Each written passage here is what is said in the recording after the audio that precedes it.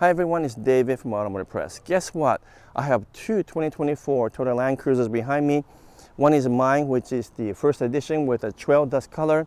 The other one is my media car for the week, which is Land Cruiser Premium Edition with a heritage blue. Both are actually built at the Hino plant, which is called the Hamura factory in Japan, which is a little bit unfortunate because I was hoping to get one that's built in Tahara factory, which is one of the best factories in the world. But that's okay because there are actually quite a bit of differences between the two, not just in terms of features, but also in terms of quality and execution as well. So I'm going to show you the exact differences between first edition and premium models, and also the difference in driving feel between the first edition, which has the 18-inch wheels and tires, compared to the premium version, which has 20-inch wheels and tires, and they do ride and feel a little bit more different than I thought. So let me get into all those details right now. Let's go. Welcome back. So once again, I'm really happy to report that these two seemingly identical 2024 Toyota Land Cruisers have some differences that might surprise you, especially in the drive, because of a difference in terms of tires and wheel packages. But right off the bat, let's do a quick comparison of the quality check. Now, they're both built in Hamura plant, which is owned by Hino, which is owned by Toyota, so it is a Toyota subsidiary, but there might be some differences. Now, let's take a look at the VIN number first. This one is VIN number 967, the last 3 digits, and this one is quite a bit later. This one is actually 3,672. So this one is a few thousand units after that one, although in Toyota terms, not more than a week or two. So they're both built probably in the same month. And let's take a look at the quality here. So the gap for the hood, the front fender is actually quite good, which is good news for those people who are buying the Land Cruisers, because most of them seems to be built in the Hamura plant right now and not Tahara plant. But anyway, the gap is 3 millimeter there, 3 millimeter there, 3.1 millimeter there, 3.1, and also 3.1 millimeter. So pretty well consistent. Everything lines up. It's the same on the other side. I did check that earlier. And on this Land Cruiser here, is it any different? It shouldn't be. And yes, it is identical, 3 millimeters, but 3.1 there for some reason. Just slight difference. 3.0, 3.1, and 3.1. So very negligible difference, well within the engineering spec, maybe 0.1 millimeter here and there. This one also lines up all good. Everything looks about the same. And in terms of paint quality, of course, this is heritage blue. That one is trail dust. So we're not comparing apples to apple, but in terms of the overall paint quality, it's about the same. It's actually really well done. The gloss and the actual clear coat looks really fantastic. There's a fair amount of orange peel, which is expected from a typical Japanese branded or Toyota branded vehicles. They tend to have a lot of orange peel. Just not as noticeable on the trail dust because it's a slightly different kind of reflection, but the gloss also looks really good. In both cars, there are more gloss over here than on top, which makes sense because of the way that they spray the paint, which is using a special equipment on the top, and the paint is applied this way, and then they also apply it on the side with the robotics. But sometimes the upper end gets a little bit less clear coat than the side. So paint quality looks about the same. What about the paint thickness? Let's measure that right now. Okay, so I've got the paint thickness gauge right now, and I'm going to measure the thickness of the paint for both models in microns. You want paint thickness to be between 100 to 150 microns. Thicker the better from my perspective, because that means the paint is more durable. But lately, all brands have thinner and thinner paint to save money and time. So let's see how the thickness is. I'm gonna measure this side first on the heritage blue, 119 microns. Let's measure one more in the center. It's 124, so give or take 121 on the front fender, 117, 134, and one more by the front door, 131. So actually a little bit thicker than what I normally see in typical Toyota models. Let's try it on my trail dust color. 121, 127, one more here in the fender, 121. So very consistent actually.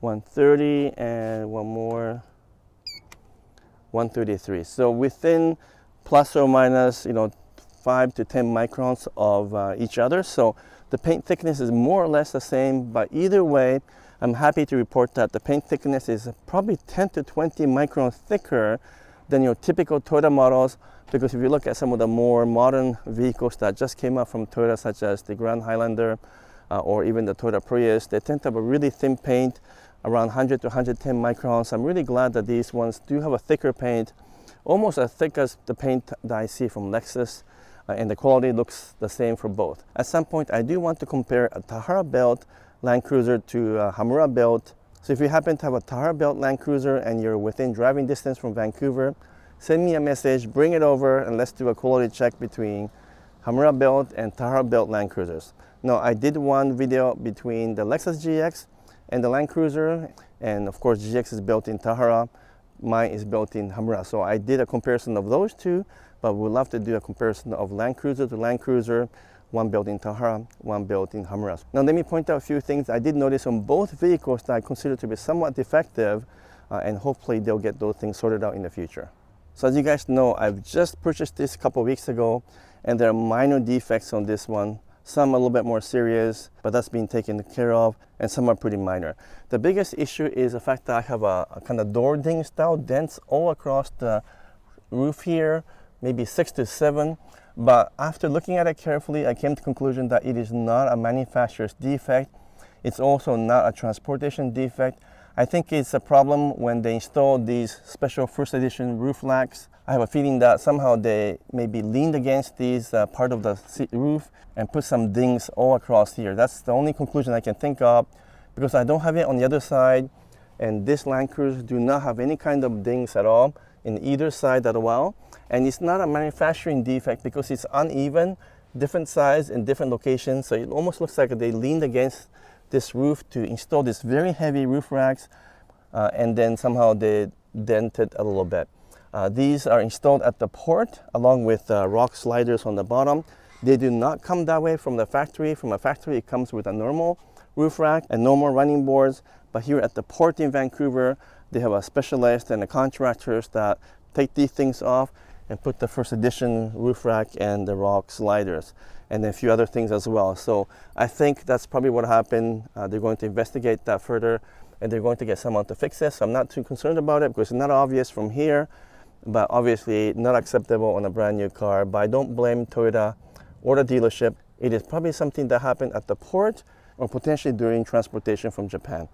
The other thing is that there's a number of loose moldings. This one is loose. In fact, one of the molding was caught a little bit underneath this panel here.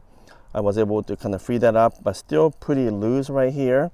And it's a little bit better on the other side, which is a little bit more like this one. You can see it a little bit better on the passenger side, but on the driver's side, same problem with this particular Land Cruiser. And that would be something that they have to fix by making a design change, because there's no clip that hold this place. You can actually lift it up and you can actually see a hole right underneath here. And there appears to be some kind of clip, but neither of them is actually clipped on. I think it's a design flaw. They can put a slightly larger clip over here so that it clips into place. So that's something they have to fix. I also noticed there's some scratches on this particular vehicle. So this applique or this kind of a wrap is not ideal because they tend to scratch easily. It wouldn't be my choice, but anyway, that's the way these cars come. If you open the rear window here, then this digital camera cover is pretty loose, and it's not super noticeable from the back, but if you come at an angle, the gap is really noticeable. It's really loose. Same on mine, and this is misaligned, and that's not a big deal, I think. It's just that your eyes go toward that and you'll notice that it's misaligned. But that's not super big deal. I just don't like this loose one here because you can see I just kind of touched it and went in, and looks better if I push it in. But can't lock in place. It's almost like there's a tab missing inside.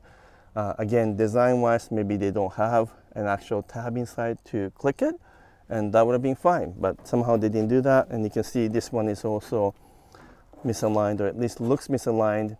It's just the way it is, I think. They'll have to make some adjustment in the design stage then the manufacturing people will be able to assemble it correctly. Otherwise, not too much defects, just a little bit loose things here and there, nothing big deal as far as exterior is concerned. Let's take a look inside. So now I'm inside my Land Cruiser, which is a trail dust version, first edition. Not a huge difference between this and the Land Cruiser Premium beside me, other than this minor difference in terms of the pattern on this dash panel here, and also the embossed first edition wording here. But other than that, very little difference. But for some reason in Canada, I get a regular center console with a very big opening here. But on the Land Cruiser Premium, you get the cooler box, which is much smaller. I'll show you that in a second. But also interesting is that in the US, the first edition does have a cooler box, which is not the case with the Canadian Spec. And apparently the US model does not have a paddle shifter in the first edition, but we have it here. So those are some of the differences. I think Toyota Canada and Toyota USA, they play with these features so that you can't quite compare them apple to apple, and there are sufficient differences. Otherwise, the quality of all the pieces look identical between this and that one, despite the fact that that Land Cruiser was built maybe a week or two behind this one. It looks the same to me, but let me hop into the other one right now. Okay, so now I hopped into the Heritage Blue Land Cruiser Premium, and as you can tell, very little differences between the two, but I do have the cooler box here, which is a cool feature, no pun intended there, but it really minimizes the storage space. You can't put drinks in here and keep it cool, but you lost all that space. So in some way, I'm glad that mine doesn't have a cool box, because I'd rather have the space than the cool box feature. Also, you get the driver's attention monitor here, so if I'm dozing off, it'll give me a kind of warning. I don't have that on the first edition, and as I mentioned, there's a difference between the pattern here and no embossed first edition wording on the actual door panel. But other than that, there are no differences between the two. I still get the paddle shifter on this one, I still get the sunroof, I still get the digital mirrors, and this one still has the JBL stereo system, just like the one I have in my first edition. So very little difference, but there are bigger differences that you notice when you drive the two models, because the tire and wheel sizes are different. So let me point that out to you right now, and we go for a quick drive. Okay, so I'm back outside now because I want to show you the difference between my Land Cruiser, which is the first edition, and the Land Cruiser Premium version, because as you can see, the tires and wheel packages are not the same. So I have the 18-inch wheel and tire with a Michelin LTX Trail. This tire was designed specifically for the Land Cruiser. You can buy the same model, but they're not quite the same as the one that comes with these Land Cruisers. This one is 265, 70, 18. So lots of space here to absorb the bumps when you're going off-roading. And then on the premium model, we have the 20-inch wheels and tires with the Dunlop Grand Tech tires, and it is 265, 60, 20. So the biggest difference is the wheel size, 20 versus 18, 60 versus 70 profile. So this one has more meat here, less over here, but the tread width is the same, 265, 265. Different tires though, Michelin, which is good tires, generally speaking. Dunlop, which I always say is not bad, but not great. Otherwise, the suspension is the same, and they both have a manual disengaging of the stabilizer bar as a feature. But surprisingly, they drive a little bit differently because of the fact that you have a lower profile tire, a different kind of tires. So let's go for a drive. So now I'm taking the Land Cruiser out for a drive. This is my own one first, which is the 2024 first edition. But of course, other than some of the cosmetic differences, the two Land Cruisers are almost identical in spec, in terms of engine, transmission, suspension, they're all identical. But because tires and wheels are different, I do notice some differences when you drive. So for example, the ride is a bit softer in my Land Cruiser because of an 18-inch wheels and tire with a 70 series profile, which means I have lots of rubber and lots of air cushioning any kind of bumps on the road. And so I really noticed that it is a little bit more comfortable, maybe even a little bit quieter, and it is actually silky smooth on all kinds of road conditions, to the point where people say they could just fall asleep easily in my Land Cruiser because it's quiet and comfortable. And surprisingly, even the steering feels a little bit different because of the fact that this is a 70 series profile, that one is 60, and therefore that one has a slightly different feel in terms of the steering. I think it's also due to the difference in compound between the Michelin LTX tire And the Dunlop tires, I think that one is stickier tires that's designed for city driving. This one is for semi-off-road driving. So the steering is a little bit heavier on the Land Cruiser Premium, and also that one is a little bit flatter around the corners, again because of the lower profile tires, and it's also bumpier. So I can point that out to you when I hop into the other vehicle. So let's do that right now. Okay, so now I hopped into the Heritage Blue Land Cruiser, which is the media car for the week. This is the Land Cruiser with a premium package. It has a 20-inch wheels and tires, 265/60/20 Dunlop tires versus Michelin LTX tires on my Land Cruiser.